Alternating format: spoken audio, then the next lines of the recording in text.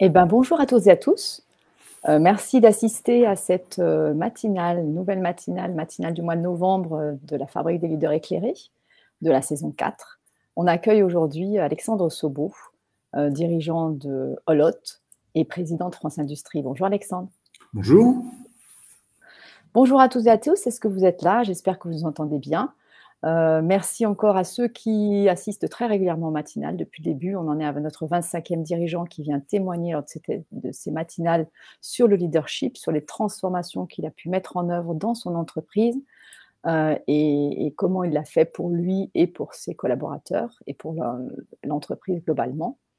Je tiens, comme je le fais chaque fois, à remercier les partenaires qui depuis le début nous accompagnent, que ce soit dans la diffusion d'informations en fait, qui sont les magazines Les Échos, le magazine de presse, et je n'ai pas besoin de les présenter, tout le monde les connaît, que ce soit Lyon Décideur aussi, plus localement sur Lyon, parce que nous sommes basés sur Lyon, le réseau féminin et masculin interne du groupe Bayer, Gros All-in, et FI+, le méta-réseau des financiers d'entreprise, Femmes Ingénieurs, et PWN Lyon particulièrement, qui est un réseau international destiné à faire bouger les lignes de l'égalité femmes-hommes.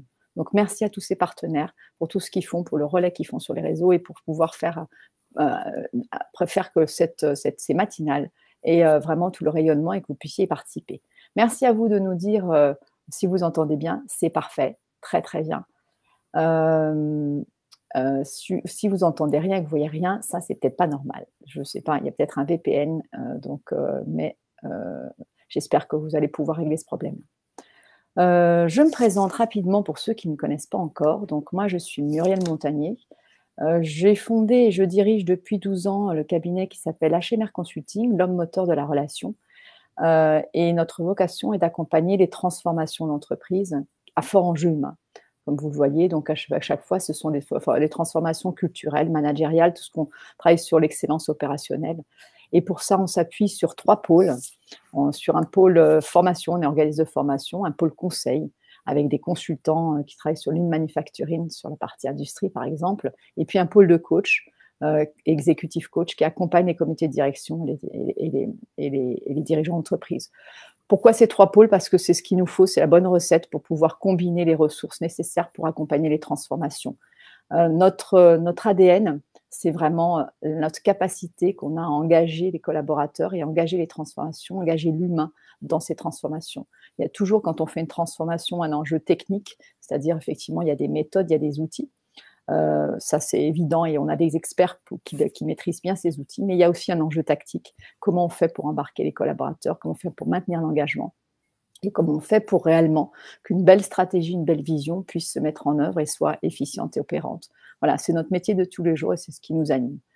Il y a en 2019, donc juste avant le Covid, j'ai créé la Fabrique des leaders éclairés. Donc c'est cet écosystème et c'est là que vous assistez aujourd'hui dans ces matinales-là. J'ai créé la fabrique, pourquoi? Parce qu'avec la vision que, compte tenu des changements de paradigme et de tous les changements qu'on est en train de vivre, alors rappelez-vous, c'était en 2019, on était beaucoup moins chahutés, mais maintenant, effectivement, après le passage du Covid et de toutes les vagues successives qui sont en train de nous arriver au fur et à mesure, eh bien, on prend conscience qu'il faut changer nos paradigmes, et notamment donc, le paradigme, le leadership. Le leadership d'avant n'est plus le leadership de maintenant. Et c'est important de réinventer son leadership pour pouvoir faire face au monde de plus en plus complexe qu'on est en train de vivre. Donc ça veut dire quoi? Ça veut dire, et je vous donne l'actualité avant de laisser la place à Alexandre, c'est l'actualité de notre écosystème. On fait des matinales, c'est pour éclairer, c'est pour que vous puissiez repartir avec les éclairages de nos dirigeants. On ne fera pas de matinale au mois de décembre, on reprendra au mois de janvier et vous aurez des nouvelles avec des invités de renom toute la saison prochaine.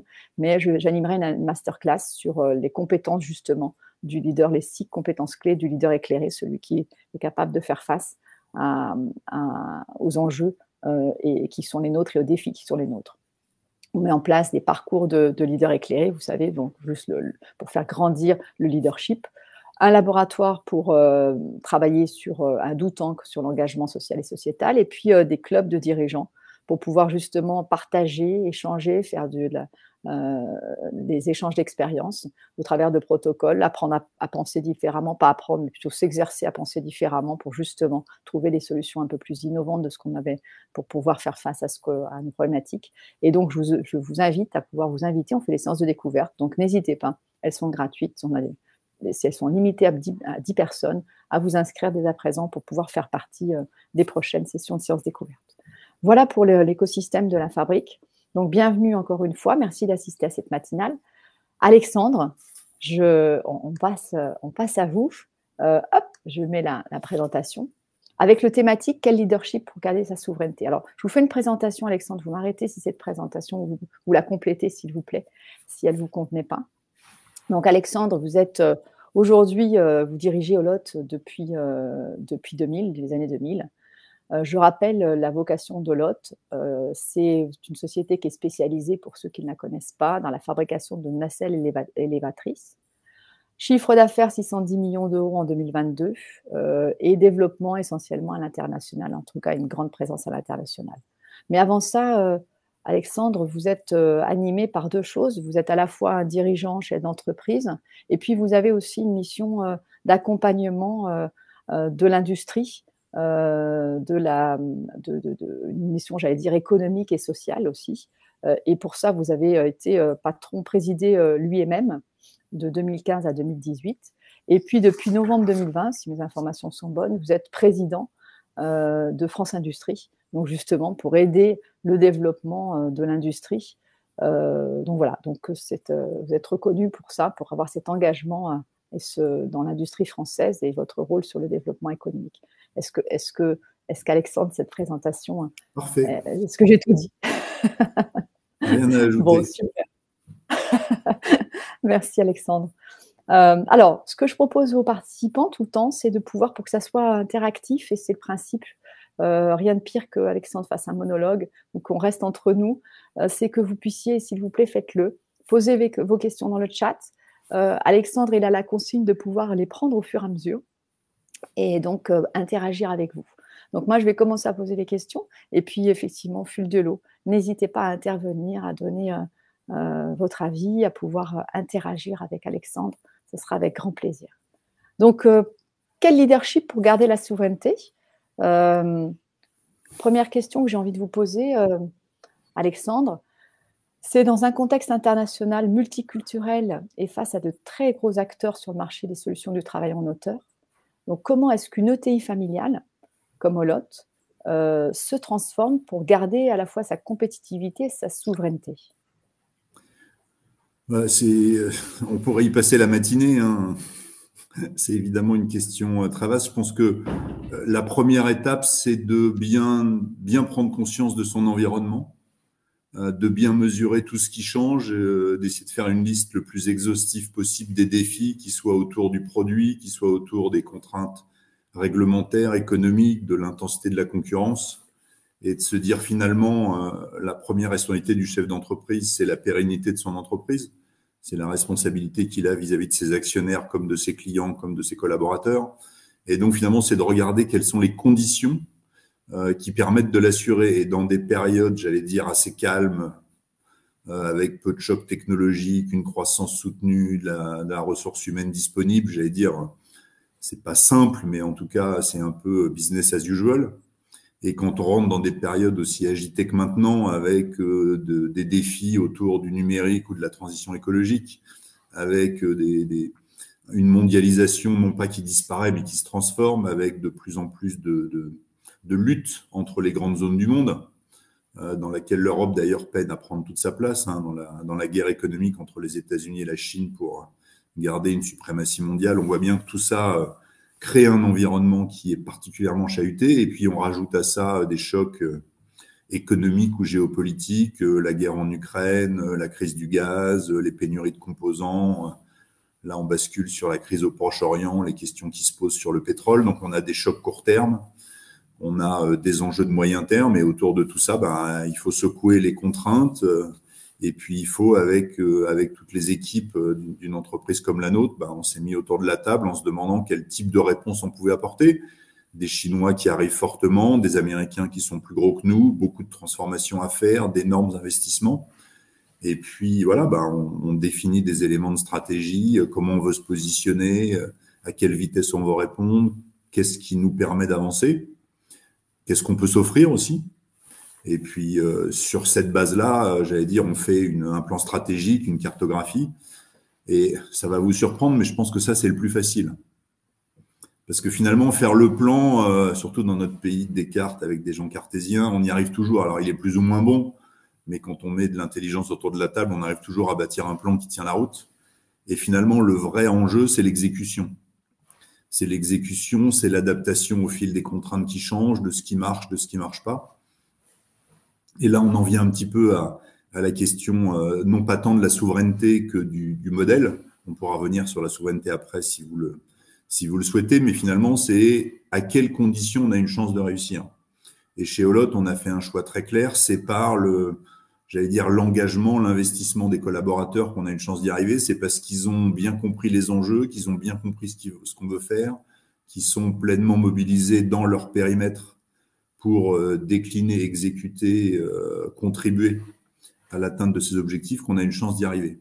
Et ça, là aussi, c'est facile à dire sur le papier, mais c'est énormément de travail au quotidien pour aller à la rencontre de ces collaborateurs, mesurer ce qu'ils ont bien compris, moins bien compris, comment ils imaginent y contribuer pour aligner un petit peu tout le monde. L'idée, c'est non pas qu'on soit comme les électrons quand il y a du courant et qu'on aille tous dans la même direction parfaitement alignés, mais c'est inversement, que ça parte pas dans tous les sens et que la créativité, la réflexion de chacun, les idées sont évidemment toujours les bienvenues, mais à un moment donné, il faut les mettre au service d'un projet global et il faut quand même que ça avance dans une certaine direction. Et là, autour de tout ça, on a fait plein de choses. D'abord, interroger les collaborateurs. Après, la déclinaison, la présentation des plans, c'est qu'est-ce qu'ils ont compris, comment ils peuvent contribuer, comment ils sentent leur rôle à jouer. Et là, on s'aperçoit qu'entre ce qu'on imaginait et la photo qui vous revient, quand on interroge tout le monde, on a fait ce qu'on appelait des enquêtes d'engagement pour bien mesurer finalement tout ce que nos collaborateurs, on a interrogé presque les 2000 collaborateurs du groupe, directement ou indirectement, suivant là où ils étaient dans l'organisation, le type d'accès qu'ils avaient à des moyens numériques. Mais l'idée, c'était de bien mesurer finalement à la fois comment ils peuvent contribuer, ce qu'ils ont compris, pour en permanence s'améliorer.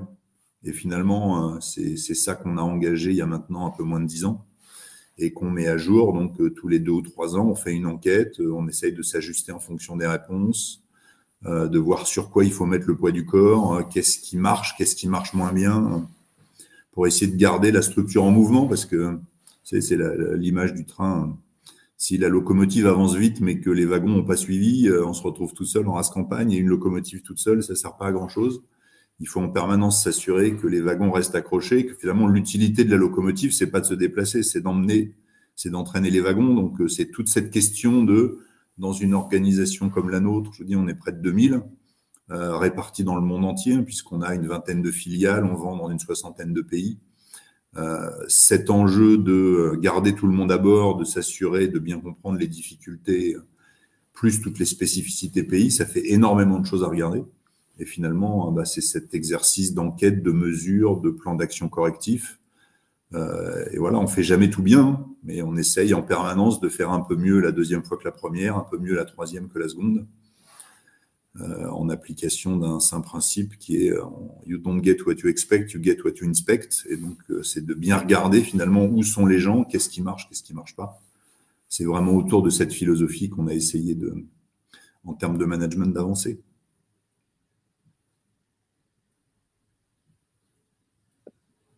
Est-ce que c'était culturel au départ? Parce que d'abord, à quel moment, je vais reprendre la question, à quel moment vous avez pris conscience qu'il fallait faire ces transformations-là en fait, et qu'il fallait changer ces paradigmes et qu'il fallait justement, est-ce que c'était culturel chez vous, ou est-ce que c'est les conditions qui ont fait que vous vous êtes dit, il faut prendre les choses différemment, on va partir, on va mesurer et faire que tout le monde puisse contribuer et voir quelle est sa contribution. Est-ce que ça a été un changement culturel chez vous ou est-ce que c'était déjà dans l'ADN? Non, il y a eu les deux, c'est-à-dire à la fois, comme tout industriel, cette envie de progresser, de se remettre en cause, de se poser des questions. Heureusement, ça existe, c'est un moteur formidable. Et en même temps, devant l'ampleur des défis, on est obligé de se reposer la question de savoir si dans les méthodes de management, dans la façon de travailler, j'allais dire, pendant de très nombreuses années, les entreprises étaient assez verticales finalement. Il y avait des organisations, des silos, des chefs, des collaborateurs, tout ça descendait. Et on s'aperçoit justement face à tous ces défis, l'intelligence artificielle, le numérique, les formidables défis de la décarbonation de nos produits, de nos process, ben, si on laisse le truc en silo, ça marche pas bien. Et on a besoin d'aller vers des équipes pluridisciplinaires, du travail en projet, et ben, c'est complètement différent.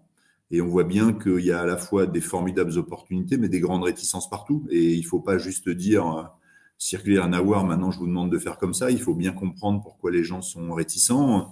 C'est des pertes de pouvoir. Alors enfin, c'est pas des pertes de pouvoir, mais les pouvoirs s'exercent différemment. L'influence aussi, la responsabilité. Je suis plus responsable des 15 personnes qui travaillent pour moi. Je suis responsable du bon achèvement d'un projet auquel vont contribuer des gens qui sont pas sous ma responsabilité directe.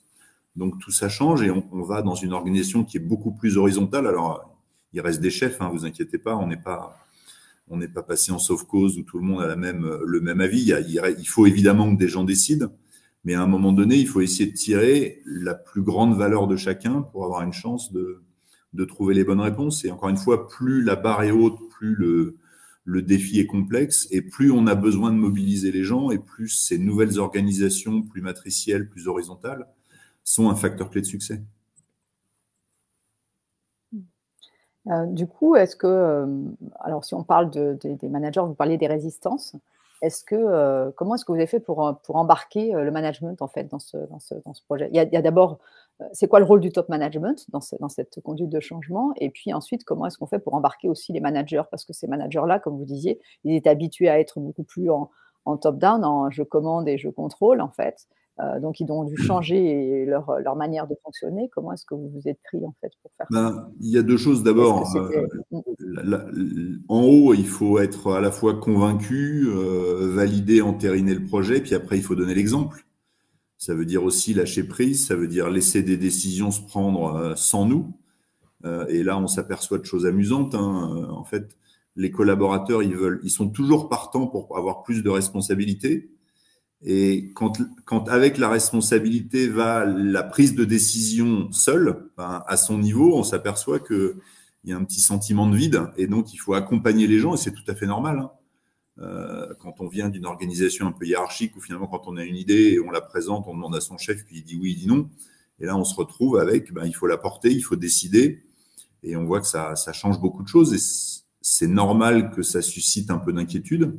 Et donc, c'est comment on accompagne, comment on met en confiance, comment on sanctionne pas trop fortement quand la décision ou la proposition n'était pas forcément la meilleure. Il faut apprendre. Il y a tout un processus d'apprentissage itératif. Donc, l'exemplarité, les grandes orientations, c'est évidemment le top management.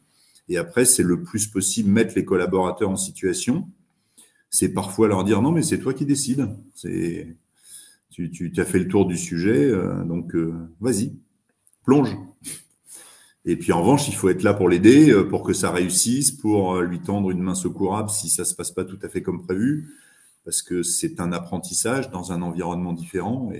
Mais quand ça marche, c'est extraordinaire, parce que finalement, dans l'interaction, dans la prise de risque, la prise de responsabilité, vous obtenez in fine beaucoup plus de vos collaborateurs si vous arrivez à ne pas être dans une machine qui ne décide plus rien. Donc, c'est trouver un nouvel équilibre entre je partage, je réfléchis, je contribue, mais à un moment donné, il faut quand même que quelqu'un saute, il faut prendre une décision, il faut implémenter cette décision et puis il faut en mesurer les résultats.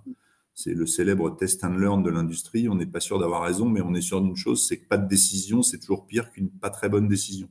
Parce qu'on ne saura jamais la corriger, on n'a juste rien fait. Donc, c'est comme ça que ça avance. Il y avait un bon exemple, enfin, si on peut prendre un exemple, moi j'avais en tête la construction ou la reconstruction du siège social, en fait, qui se trouve entre Saint-Étienne et Lyon, qui n'était pas du tout prévu initialement comme ça, hein, qui était, je crois, planifié pour que ça soit, vous allez nous le raconter, pour que ce soit, tout était décidé en tout cas sur le papier.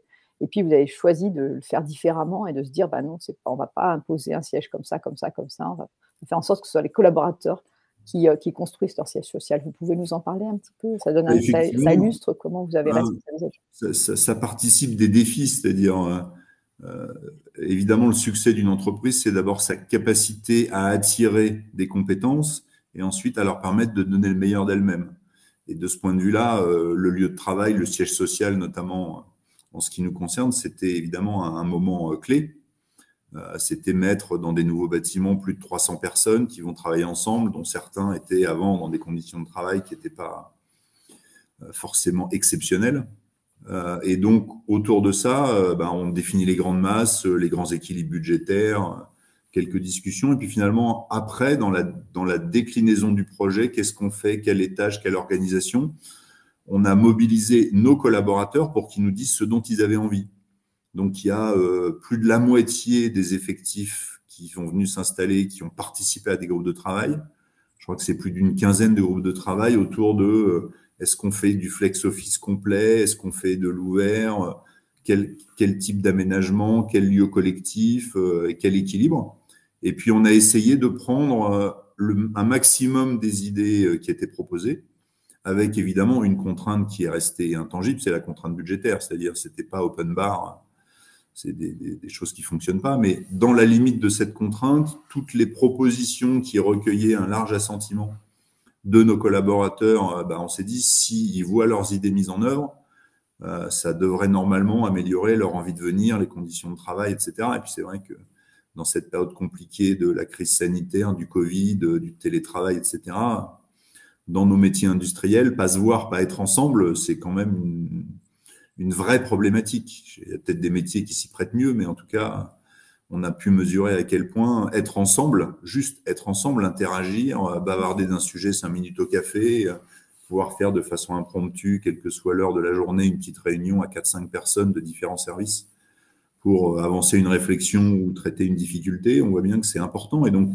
là aussi, le fait que les gens soient bien, donc on a fait un certain nombre de choix avec des espaces de convivialité qui ont été entièrement aménagés sur proposition des collaborateurs. On a fait des choix autour de chacun à sa place.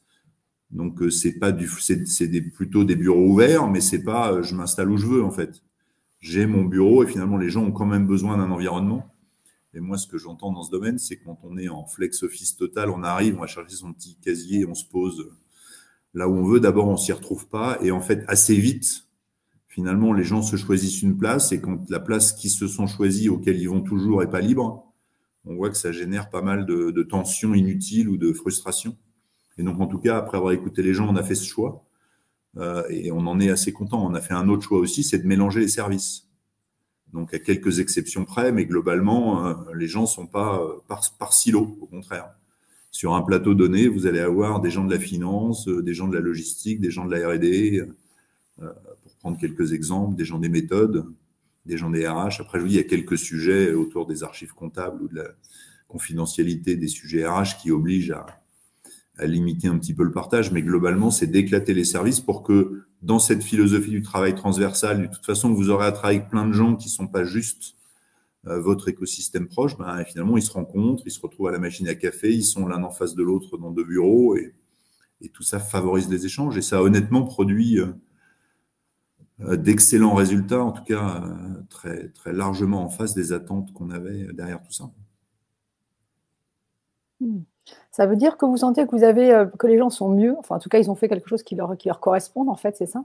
Est-ce qu'il y a des choses auxquelles vous n'aviez pas pensé originellement et qui ont été pensées, auxquelles vous dites ben tiens ça c'est vraiment quelque chose qu'on n'aurait pas pensé si on n'avait pas été en intelligence collective? En ce qui me concerne, je n'ai pensé à rien d'autre qu'un cadre, un budget et après j'ai considéré que c'était aux équipes de contribuer. Donc évidemment, ils ont trouvé plein de choses auxquelles je n'avais pas pensé, mais c'est un excellent exemple de la richesse du travail collectif.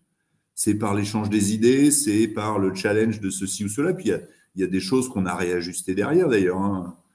Finalement, l'idée paraissait sympa sur le papier, mais à l'usage, elle avait un peu trop de contraintes ou elle donnait pas complètement satisfaction. Donc, par itération successive, on a ajusté certaines choses au niveau de l'organisation, de l'accueil, de la restauration, des espaces partagés. Mais globalement, on a vu que ça produisait les résultats attendus. Et c'est pas parce que le chef est génial, c'est parce que les collaborateurs en avaient envie, parce qu'ils se sont impliqués, qu'ils ont apporté leur connaissance de leur environnement de travail, leurs attentes personnelles et collectives, leur intelligence des situations et des organisations. Et tout ça a permis de faire quelque chose qui est aujourd'hui assez reconnu et enfin, on a pas mal de visites en fait. Le côté le plus sympa, c'est que tous les gens qui passent trouvent ça bien et on a, que ce soit par les architectes, par l'écosystème, on a finalement une quantité de gens qui veulent voir le résultat pour s'en inspirer quand ils ont tel ou tel sujet à traiter. C'est assez réconfortant sur la qualité des équipes de Holot. Est-ce que c'est un facteur d'attractivité aussi? Parce que vous parliez tout à l'heure d'un des défis RH et tous les dirigeants que je rencontre me disent mais le plus gros défi c'est celui-ci en fait. Hein. Les autres on va pouvoir les traiter, mais celui-ci il s'ajoute en plus et il n'est pas moindre parce que la richesse humaine c'est celle qui construit les choses. Comment est-ce ça que vous participe. ça contribue ou c'est quoi le D'abord, c'est un défi, c'est évidemment le premier défi qu'on a. C'est d'attirer suffisamment de gens et suffisamment de compétences pour avoir une chance de mettre en œuvre tout ce qu'on veut faire. Et de ce point de vue-là, le cadre de travail est important, surtout quand vous êtes, pardon pour les non-lyonnais, mais quand vous êtes du mauvais côté du pont de Givors, il faut que les gens aient envie de le traverser. Et donc, vous arrivez à les faire venir une fois, mais si ce qu'ils voient leur plaît pas, c'est plus difficile, d'autant plus qu'ils, dans cette grande métropole lyonnaise, ils trouvent assez facilement.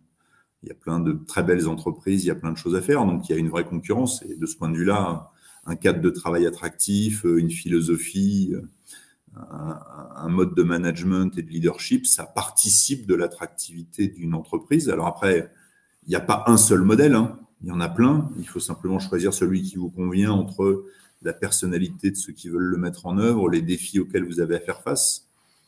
Mais aujourd'hui, ce qu'on constate quand même, c'est que c'est dans le partage d'idées, d'informations, l'interaction, le travail collectif qu'on a le plus de capacité à trouver les bonnes réponses à tous les défis qui nous sont proposés. Et Dieu sait qu'il y en a ces temps-ci. Et donc, vous parliez justement de modèle de leadership. Est-ce qu'il y a un modèle de leadership? Sur quoi il s'appuie? Je sais que vous avez des fortes valeurs. Qu'est-ce qui définit la culture de l'hôte aujourd'hui et qui rend ce terreau favorable justement à faire face à ces défis, à attirer les talents et à les conserver en fait? Je me garderais bien de donner la leçon ou de prendre exemple. Je crois vraiment que chacun doit trouver son équilibre en fonction de ses équipes, sa taille et la personnalité de ses dirigeants au sens large. Hein. Nous, on a fait un choix autour de la responsabilité, de l'engagement, de la confiance. Voilà, pour que chacun trouve sa place, chacun puisse donner le meilleur de lui-même. Après, il y a des principes et puis il y a l'exécution sur le terrain, il y a la psychologie et le mode de fonctionnement de tel ou tel manager. Hein. Ces grands principes, ils se déclinent et ils se modulent en fonction de chaque service, de chaque responsabilité, de chaque façon de travailler. Vous avez des endroits où les gens restent un peu plus contrôlants, des endroits où ils sont un peu plus délégataires ou délégatifs, je ne sais pas comment il faut dire. Donc, c'est plutôt des grandes orientations. Je dirais, au niveau de la direction générale et au niveau du comité exécutif, ce qu'on a essayé de faire, c'est vraiment de donner du sens à l'action. C'est-à-dire que tout le monde sache où on veut aller. Ensuite, la façon dont ce grand objectif est décliné, je vous dis, il est tellement dépendant de la personnalité, des qualités de chacun qu'il ne faut pas vouloir l'uniformité. Et on a vraiment été chercher autour dans nos métiers, c'est la sécurité, c'est le respect de l'environnement, c'est la technologie. Donc on s'est dit très clairement, voilà où on veut aller. On ne veut pas faire un produit bas de gamme qui est en concurrence frontale avec les Chinois. On veut apporter des vrais plus en termes de technologie, de gestion de flotte, de sécurité, de contrôle du produit. Et finalement, on a essayé de réaligner tout le monde autour de ce grand projet. Et puis après, ça se décline entité par entité, service par service, chacun avec sa personnalité et ses contraintes. Mais il ne faut pas croire qu'il y a une solution. Sur les valeurs d'exemplarité. Pardon? Non, parce que s'il y en avait une, vous l'auriez brevetée. Il n'y en a pas une, je suis d'accord avec vous avec ça. S'il y en a une que je recommande, c'est l'humilité. Parce que c'est une assez bonne méthode pour rester suffisamment à l'écoute de tout ce qui se passe, de tout ce qui change, de toutes les bonnes idées que vous n'avez pas et d'accepter que les idées des autres sont bonnes, voire meilleures que les vôtres et que c'est quand vous les brassez que vous allez y arriver. Mais après, en tout cas, c'est comme ça qu'on essaye de faire. Donc, je comprends que ça fait partie des valeurs. Vous avez dit tout à l'heure exemplarité. J'ai entendu confiance, en fait, justement pour permettre aux gens d'oser. Donc, c'est le terreau favorable. Respect. Et puis, l'humilité. Dans ces valeurs-là, qu'est-ce que vous mettez derrière respect, derrière chacune d'elles, en fait? Et comment ça facilite le terreau, en fait? Bah, la confiance, c'est justement, c'est laisser les gens faire des choses. C'est plutôt partir de l'idée qu'ils vont proposer, ils peuvent essayer et pas, bah, en gros, tu fais ci, tu fais ça. Autour du respect, c'est dans les échanges. Il n'y a pas de mauvaises idées. Il y a à un moment des idées qui vont produire plus de résultats et d'autres qu'on n'a pas ou le temps ou les moyens de mettre en œuvre. Mais on est autour de, voilà, pour que les gens s'expriment, il faut qu'ils soient mis dans des conditions où même si ce qu'il dit n'est pas retenu, ils n'aient pas l'impression d'échouer, parce que sinon, la deuxième fois, ils vont avoir un peu moins envie de le faire, et à la troisième fois, les gens se referment. Enfin, c'est toujours les mêmes ressorts du fonctionnement humain. Les gens qui se tapent le mur une fois, deux fois, trois fois, quatre fois, ils sont assez rares. En général, à la première bosse, on n'a plus envie de recommencer. Et quand on a eu deux, ben, on reste à sa place et on ne dit plus rien. Donc, voilà, c'est que tout le monde trouve sa place et c'est là qu'on revient sur la personnalité, le mode de fonctionnement de chacun. Ben, voilà, chacun adapte ses grands principes à son environnement, à sa façon de travailler, à sa personnalité. Et donc, je pense qu'on a des grandes orientations, puis après, on trouvera des façons de le mettre en œuvre qui vont être différentes d'un service à l'autre, d'un pays à l'autre, d'une usine à l'autre, autour de ces grandes idées, la qualité du produit, la sécurité, l'innovation, qui sont des drivers forts qu'on essaye de mettre en principe directeur pour que, je vous dis, ça ne s'agite pas non plus complètement dans tous les sens. À un moment, il faut quand même avancer. Hein. Respect, c'est quoi? C'est respecter la nature? C'est respecter qu'est-ce que vous mettez derrière respect? Parce que là, on a eu confiance, mais derrière C'est plein respect, de choses. Le premier, c'est respecter l'autre. Respecter le collaborateur, l'autre personne qui est autour de la table, son avis a autant de valeur que le vôtre. Et c'est parce que vous allez l'écouter, l'intégrer, le comprendre que vous avez une chance de progresser. C'est évidemment tous les sujets autour du respect de l'environnement. C'est la quête de sens, notamment des jeunes. Et je pense que dans l'industrie, il y a énormément de choses à faire. C'est là qu'on trouvera les réponses aux formidables défis auxquels la planète a à faire face. Et donc, voilà, on trouve plein d'éléments qui peuvent donner aux gens envie de venir travailler chez nous. Et après, à chaque entreprise, à chacun de construire son projet, son histoire, la façon dont on le raconte, pour garder cette attractivité. Parce que même quand on est très attractif, même quand on a un nouveau siège, on voit bien qu'il y a des gens à un moment qui ont envie d'autre chose. Donc, il faut qu'ils portent une bonne image. Il faut tout le temps réattirer d'autres talents, d'autres personnalités. Donc, c'est un éternel recommencement. Enfin, c'est la gestion des hommes et des femmes. Hein. Si c'était une science exacte, ça se saurait. On est bien d'accord. Alors, ce que je vous propose, Alexandre, c'est qu'on prenne quelques questions qui qui commencent déjà à être dans le chat. Alors, si on prend un peu de hauteur, je reprends sur le démarrage. Première question, comment est-ce qu'on capte, de Jean-Michel, comment est-ce qu'on capte les signaux faibles du marché actuellement au milieu des bruits du monde? C'est-à-dire, effectivement, comment est-ce qu'on arrive à avoir une vision ou comment on alimente sa vision pour avoir les signaux faibles? C'est une bonne question. Ben, la première chose, je pense, c'est de parler à ses clients au sens large très régulièrement. Et je reviens sur le mot humilité, il faut parler à beaucoup et il faut toujours considérer que dans ce qu'il vous dit, il y a quelque chose de valeur, même si vous comprenez pas tout, même si vous n'êtes pas toujours d'accord, même si une partie du discours c'est de râler parce qu'il y a 2 pièces de rechange qui étaient en retard, parce que il y a une machine qui est tombée en panne ou parce que il y a un transporteur qui n'a pas respecté le lieu ou le délai de livraison. Je pense que s'organiser pour être capable d'écouter les clients. Alors, le principe est simple, l'exécution est parfois exigeante parce que le client, il a sa façon de s'exprimer, il a son humeur lui aussi, il a ses priorités, il a ses attentes. C'est pas toujours les mêmes. Et donc après, il faut non pas faire le tri, mais faire une sorte de filtre pour être sûr que vous avez bien saisi à la fois les grandes tendances et aussi les signaux faibles, notamment sur les retournements de marché, sur l'attente. Et c'est d'autant plus difficile dans une entreprise comme Olot que, en fait, notre client n'est pas l'utilisateur de la machine, puisque nous, on vend des machines à la société de location qui les mettent à disposition du client final. Donc, on a en plus un filtre ou un biais entre ce que nous disent nos clients, qui sont ceux qui nous achètent les machines, et ce que peut-être derrière dit la personne qui monte dans la machine et qui va l'utiliser sur tel chantier, dans tel atelier, pour telle retransmission sportive. Donc, mais je pense que le point d'entrée de cette réflexion et de cette captation des signaux faibles, c'est de parler aux clients. Après, c'est est-ce qu'il y a des données statistiques? Est-ce que le métier s'est un peu organisé pour collectivement apprécier un peu les tendances? On le voit, un bon exemple, c'est les constructeurs automobiles qui, le premier jour du mois, publient la liste des ventes avec les parts de marché de chacun du mois précédent. Donc là, c'est pas des signaux faibles, c'est vite des signaux forts. Enfin, quand il se passe quelque chose, tout le monde le voit. Et puis après, il y a, au-delà de ce que le client dit, il y a ce qu'il va vraiment faire. Et comme ce qu'il vous dit, c'est sa perception à un instant T, ben, il se peut que 15 jours plus tard, parce que l'environnement économique a changé, parce que les taux d'intérêt sont remontés, parce que il s'est fait engueuler par son banquier, parce qu'il s'est passé quelque chose, ben, finalement, il va pas faire exactement ce qu'il vous a dit. Donc, c'est sans cesse sur le métier remettre l'ouvrage pour être vraiment à l'écoute et avoir une vraie organisation d'écoute. C'est pas juste dire j'écoute mes clients, c'est comment c'est structuré, c'est des outils d'enquête. Alors il faut pas les faire trop souvent parce qu'après les gens répondent plus, mais il y a plein d'outils et plein de solutions qui existent. Et là aussi, il faut avoir au-delà de la volonté une capacité d'exécution. Comme je le disais, comme sur le plan stratégique, hein, le vrai défi c'est pas la conception, c'est l'exécution. Et là, dans un pays comme la France, c'est encore plus vrai. Pourquoi c'est encore plus vrai? Je ne comprends pas ce que vous dites. Ah si, on est un pays cartésien, on est un pays d'ingénieurs, on a toujours su concevoir.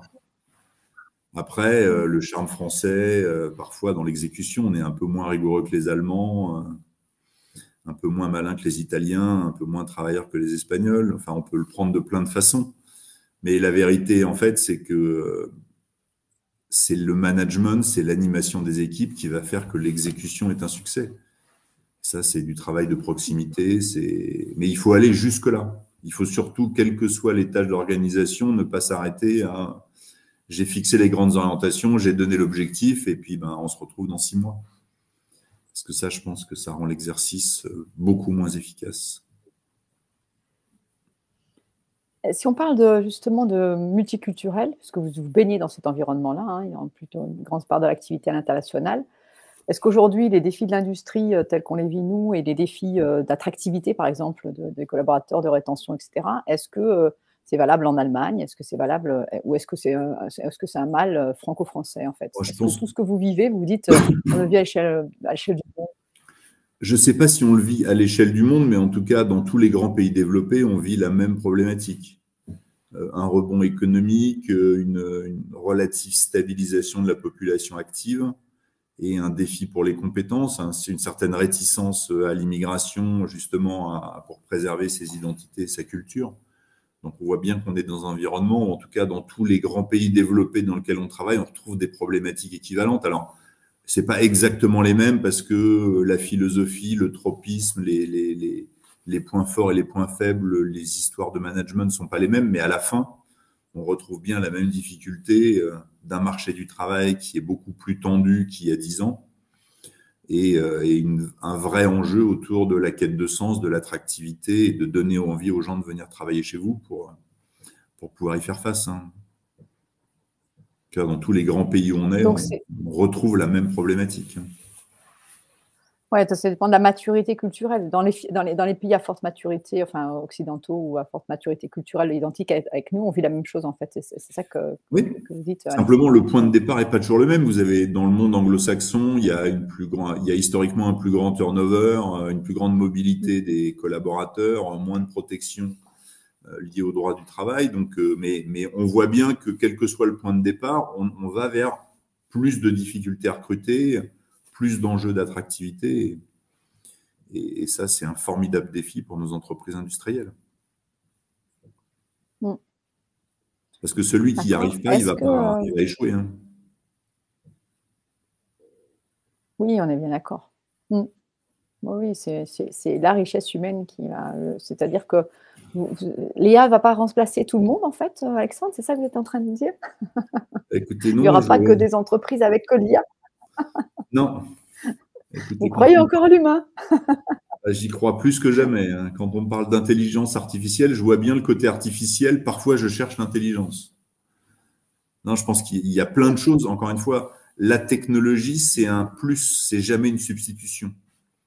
Ça va parfois modifier vos façons de travailler, ça va parfois vous permettre de ne plus faire certaines tâches de recherche ou un peu basiques. Et on le voit bien avant même l'intelligence artificielle, toute la transformation dans nos entreprises industrielles. Elles allaient de je fais à je fais faire. Avant, je faisais moi-même le coup de boulon. Maintenant, je vais suivre une conduite de ligne automatisée. J'ai besoin de plus de compétences.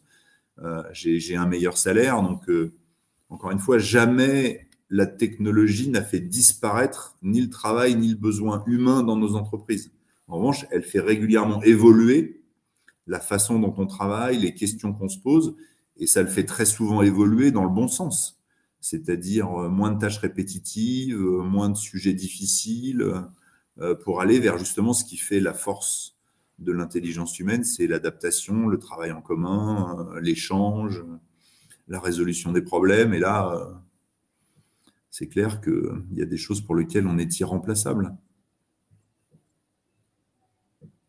C'est une bonne chose. Donc ça, c'était pour l'IA. Donc, effectivement. Oui, mais c'est vrai pour tout. C'est vrai pour la technologie, c'est vrai pour certains morceaux du numérique, tout ce qu'on a fait sur nos machines pour améliorer l'interface homme-machine, pour aider les gens à détecter les pannes. Les gens vont gagner du temps, ils vont pouvoir aller plus vite au bon endroit, mais à un moment donné, il faut faire. Et on a quand même besoin de quelqu'un qui va soulever le capot, qui va poser la pièce, qui va la monter sur nos chantiers. À un moment donné, on remplace pas l'humain parce qu'il y a de l'imprévu, parce que tout se passe pas comme prévu, parce que voilà, il faut s'adapter en permanence. Donc, je crois beaucoup plus à la transformation du travail qu'à la disparition du travail. Et ça renvoie sur un deuxième défi qui est autour de la formation et des compétences. C'est comment on accompagne les gens dont le travail est le plus impacté par ces transformations. Et il faut à aucun moment leur donner l'impression qu'on les laisse sur le bord de la route et qu'on s'y désintéresse, parce qu'en plus, comme on manque, et quand on se projette à 5 ou 10 ans, à mon avis, ce sera encore pire. De toute façon, on ne peut pas s'offrir de laisser des gens sur le bord de la route.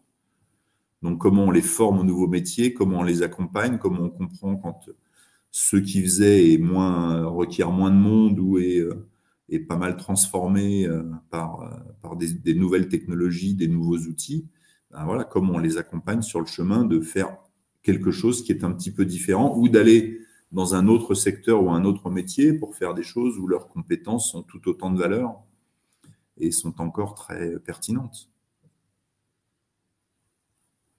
Donc, merci Alexandre. On était vraiment sur le volet people.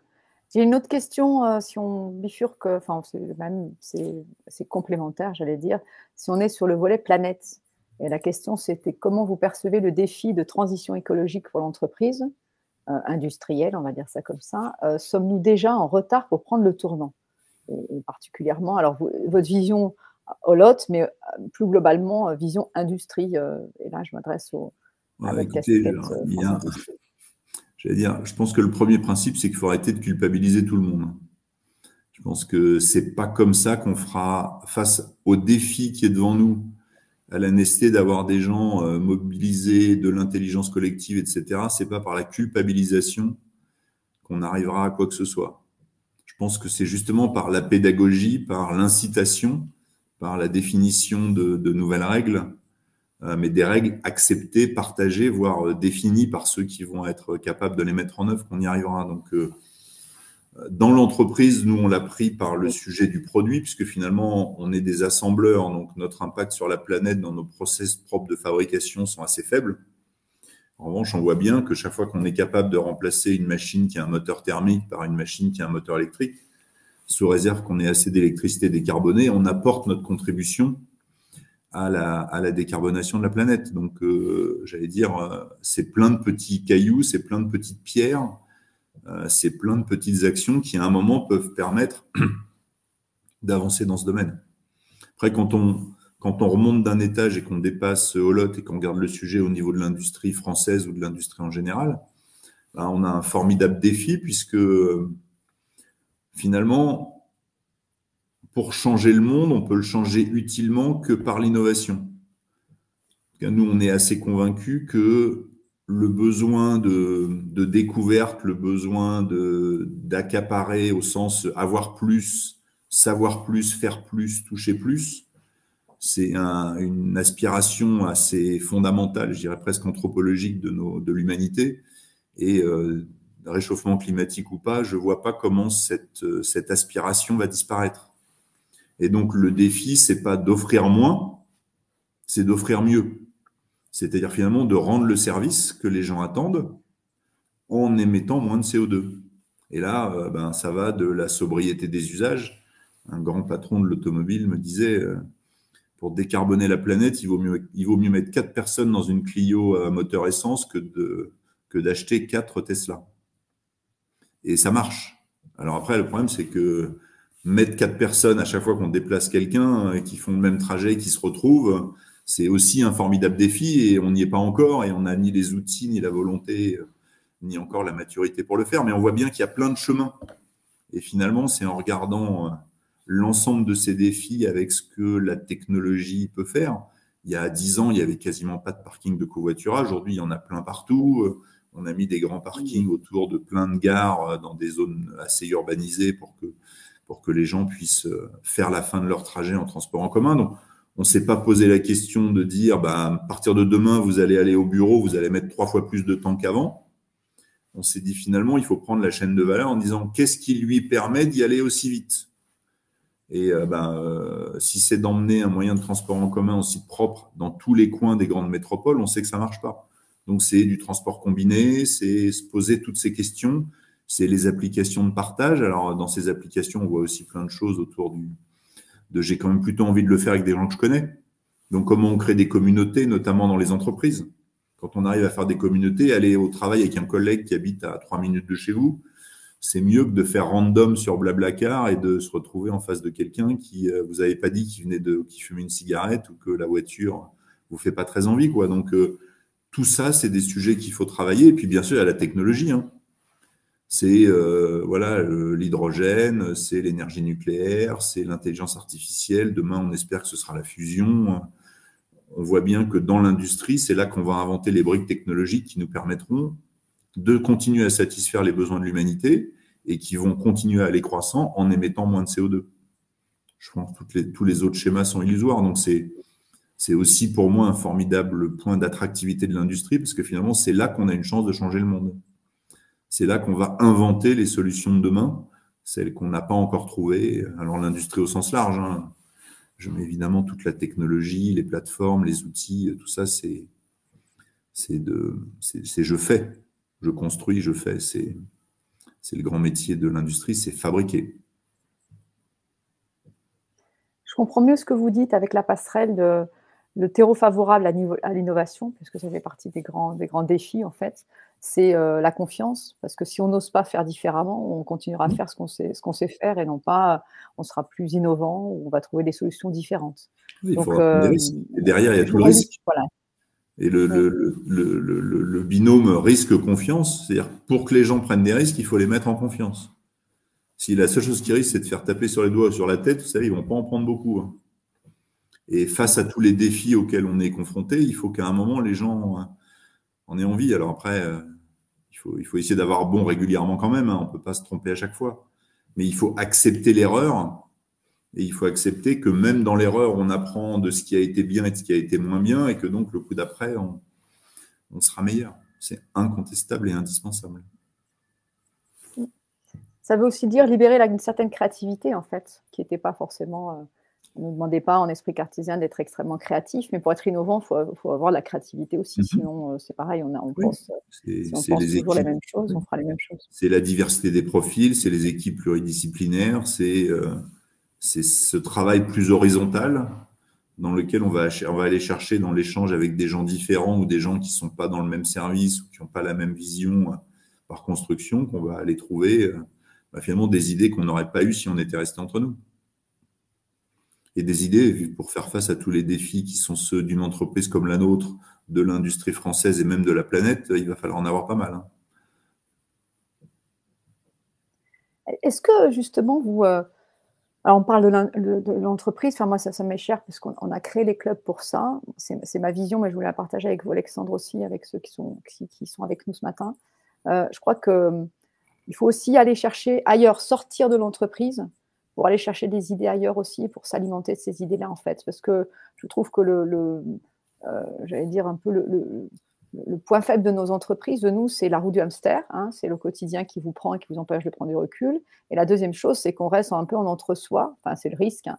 Et donc, dans les défis qui sont aujourd'hui les nôtres, aller chercher des idées ailleurs, aller échanger avec des pairs d'autres entreprises, est-ce que c'est pas ça aussi? Est-ce qu'il n'y a pas une ouverture à se dire avant, voilà, il y a l'entreprise et puis il y a tout ce qui est à l'extérieur et justement, est-ce qu'on s'enrichit aussi de ce qui se fait à l'extérieur? Bah, bien sûr. Cette ouverture-là. Ben, c'est toute l'idée de l'interaction, hein. Qui racontait si j'ai une pomme et que vous avez une poire et qu'on échange à la fin, ben, j'ai une poire et vous avez une pomme, mais on n'a rien créé. Bon, si j'ai une idée et que vous avez une idée et qu'on échange, à la fin, on repart tous les deux avec deux idées, la nôtre plus celle. Et donc, après, là aussi, chaque écosystème, en fonction de la confidentialité, la sensibilité des informations, l'absence de concurrence, donc voilà, la multiplication des clubs d'échange à tous les niveaux, les plateformes, les espaces de coworking et tout ça participe finalement de cette nécessité, de cette augmentation des interactions et des échanges. Après, c'est pas non plus open bar, tout est public, tout est visible, tout est connu. Il y a le secret des affaires, il y a des choses qu'on veut protéger, il y a les brevets, il y a un écosystème dans lequel il faut aussi défendre son business model, ses savoir-faire et ses savoirs tout court. Mais on voit bien aujourd'hui cette aspiration à toujours plus de travail en commun, à toujours plus d'échanges.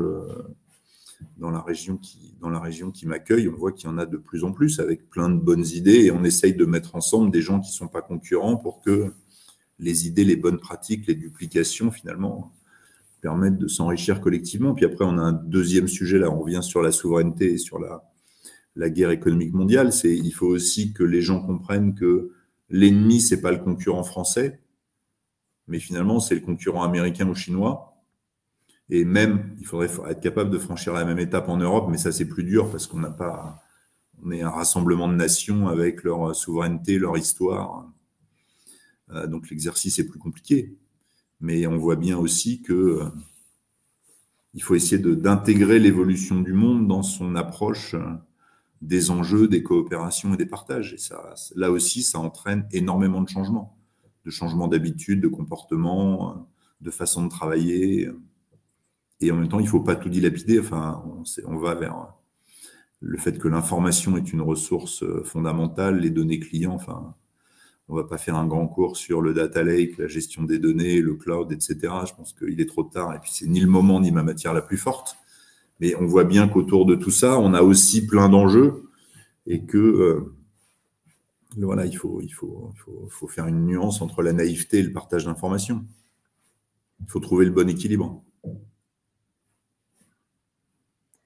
Comment est-ce qu'on reste souverain quand on parle justement de souveraineté? On en est là-dessus, puisqu'on a fait people, planète et je fais profit. Et vous nous avez fait et je note votre position en disant, ben, effectivement, on n'est pas sur la décroissance, il faut continuer à faire de la croissance, mais d'accord, il faut faire mieux en fait, pas moins mais mieux.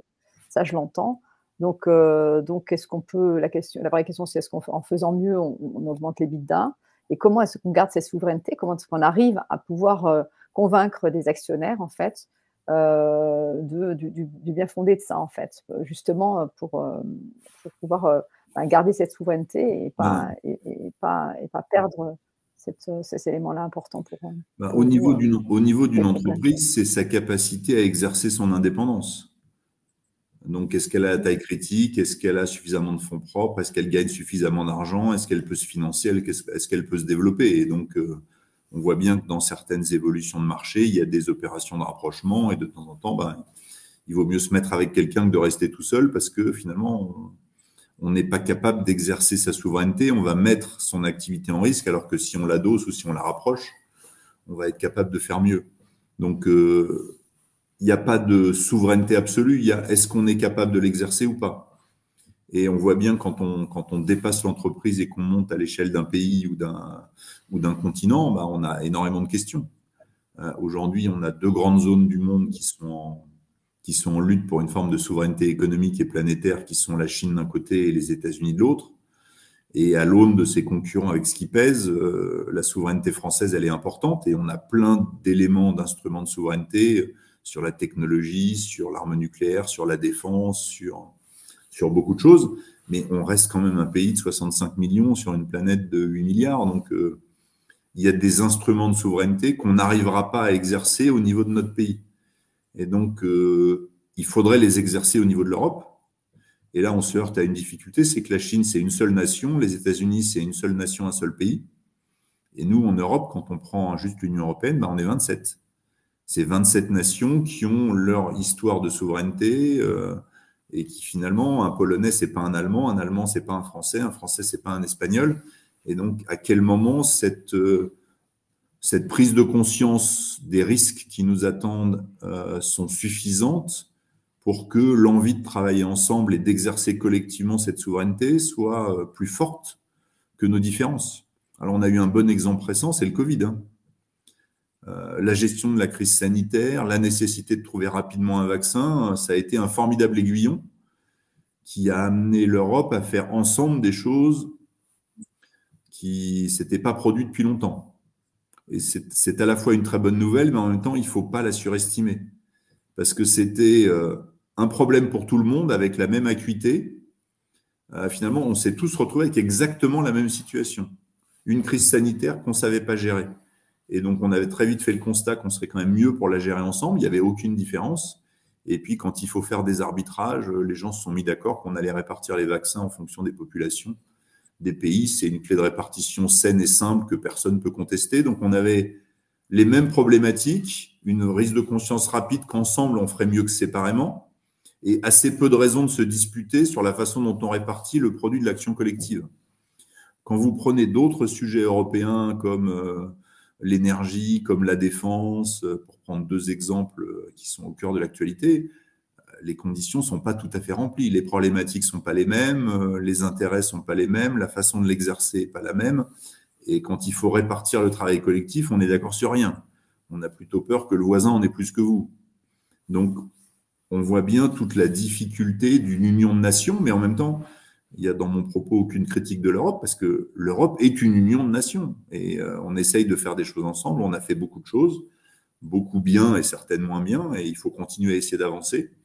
Et il faut espérer qu'on ira vers une prise de conscience qui fait qu'au-delà du Covid, on sera de plus en plus capable de faire des choses ensemble, parce qu'à l'évidence, quand on regarde le monde, il y a des instruments de souveraineté qu'on ne peut utilement exercer qu'au niveau européen. Après, est-ce qu'on en a la volonté, est-ce qu'on en a les outils, est-ce qu'on le fera? Là, c'est pas Alexandre Sobo qui a la réponse. Je pose la question, mais la réponse me dépasse très, très largement. Mais ça fait un beau projet collectif. Exactement. Et c'est urgent de s'en emparer, en fait, effectivement. Il y a heureusement déjà des gens qui y réfléchissent, mais on bute un peu sur beaucoup de sujets ces temps-ci. Un peu de résistance. Mais elle est complètement compréhensible. Hein. N'oublions pas qu'on est une union de nations qui ont chacune leur histoire, leur culture, leurs attentes. Et c'est comme ça. Il y a des Latins, il y a des l'entité supranationale. des Scandinaves, il y a des Slaves. Enfin, voilà, et c'est des histoires et des cultures différentes. Il y a des endroits où ça se rapproche pas mal. Il y a des endroits où c'est plus compliqué. Il faut l'accepter. Hein. C'est ce qui fait le charme du métier d'industriel, c'est que de toute façon, vous êtes confronté à la réalité tous les jours et que la pire des choses qui peut arriver, c'est de ne pas l'accepter. Donc, on est pas mal vacciné dans l'industrie par rapport à ça. Vous êtes aguerri, en tout cas. Parce que vous connaissez Jamais assez, mais en tout cas, on a cumulé un peu d'expérience. Alors, l'heure tourne. Il est bientôt l'heure de finir cette matinale.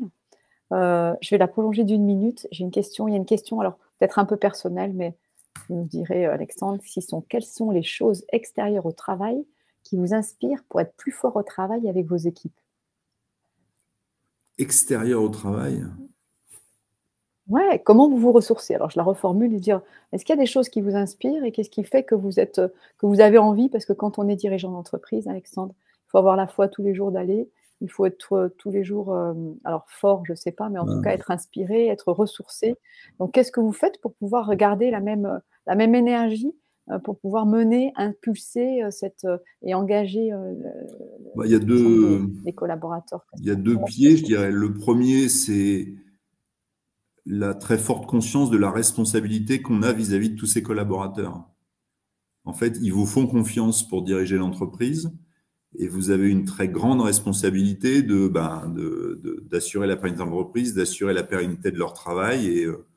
Et ça, c'est une assez bonne corde de rappel quand même. Quand vous y pensez régulièrement, voilà, les erreurs que je peux faire sont les plus coûteuses pour l'entreprise. Donc, ça fait une première corde de rappel. Et en dehors de l'entreprise, je pense que mais chacun a le sien. Moi, c'est le cercle familial, c'est les échanges avec ma femme, mes enfants, avec mon père, avec la famille pour partager certaines inquiétudes ou certaines difficultés. Alors le moins possible parce que il faut pas non plus renvoyer dans l'autre sens, mais plutôt, j'allais dire, penser un peu à autre chose, parler rugby. Alors ces temps-ci, c'est pas beaucoup plus réconfortant vu ce qui s'est passé le week-end dernier, mais c'est pas très grave. C'est aussi de temps en temps parler d'autre chose, se faire challenger.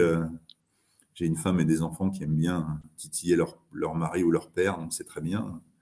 Ça oblige à rester humble, à rester jeune. Alors jeune, c'est de plus en plus dur, mais en tout cas à rester humble, à rester à l'écoute. Alors on le fait jamais assez, hein, mais en tout cas ça participe de cette humilité. Il s'agit pas d'être humble au sens on fait rien de bien, mais d'être humble au sens où l'autre a toujours quelque chose à vous apporter. Et donc que vous soyez d'accord, vous soyez pas d'accord, vous ayez envie de l'écouter, que ce soit pas le moment, il faut essayer d'accumuler toutes ces expériences, tous ces retours, tous ces échos pour essayer d'être un peu meilleur demain qu'hier. On n'est jamais assez bon, mais si tous les jours on progresse un petit peu, à la fin, on fait quand même pas mal de choses bien. Merci Alexandre, merci pour ce beau message de fin. Comment je reste à l'écoute et je m'inspire des autres en fait. Parce que c'est ça, le leader éclairé, éclairant, c'est celui aussi qui est éclairé par les autres. Et c'est un bon exemple dans l'humilité que vous représentez, à la fois d'ouverture d'esprit, à la fois de j'accueille ce que les autres m'apportent en fait. Et donc je suis dans cette posture-là en fait. C'est ce que je comprends que vous êtes, avec cette humilité comme vous l'appelez. Donc merci pour votre présence. Merci pour tout ce que vous nous avez apporté et riche comme pépite dans cette matinale. Je remercie à tous ceux qui ont assisté à cette matinée-là. Et puis, je vous souhaite à toutes et à tous une très, très belle journée qui a très, très bien commencé. J'espère vous avoir donné un peu une bouffée d'oxygène, quelques idées inspirantes que vous allez pouvoir mettre en œuvre dans votre entreprise. Donc, merci Alexandre. Merci à vous. Je vous dis à très, très bientôt. Et puis, passez une très, très belle journée. À très bientôt. Au revoir, merci à tous. Belle journée.